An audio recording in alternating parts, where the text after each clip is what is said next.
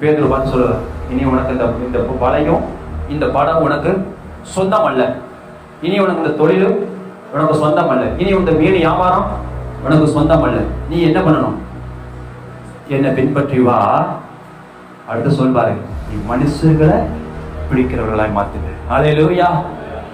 மீன் பிடித்து வியாபாரம் பார்த்து காசு வருமானத்தை பார்த்த மனுஷனை பார்த்து ஆண்டவர் சொல்றாரு, அவர் சொல்றாரு, ஆண்டவரே நான் ஒரு பாவியான மனுஷன், என்னை விட்டு நீங்க என்ன பண்ணுங்க, போயிடுங்க அப்படின்னு சொல்றாரு.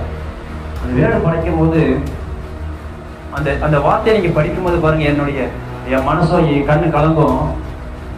என்ன நீ வேண்டாம், நான் வெறுக்கல, நான் பாவியான மனுஷன், நான் பாவம் செய்தவன், என்னை விட்டு நீங்க போயிருங்க, அகன்று போயிருங்க, விலகி போயிருங்கன்னு சொல்லும் போது அவர் சொல்வாரு, வரைக்கும் நீ மீன் பிடிச்சி கஷ்டப்பட்டு லாபத்தை பார்த்து தோல்வி அடைஞ்சி இந்த போட்டு வாங்கி இந்த மாதிரி வருமானம் பண்ணி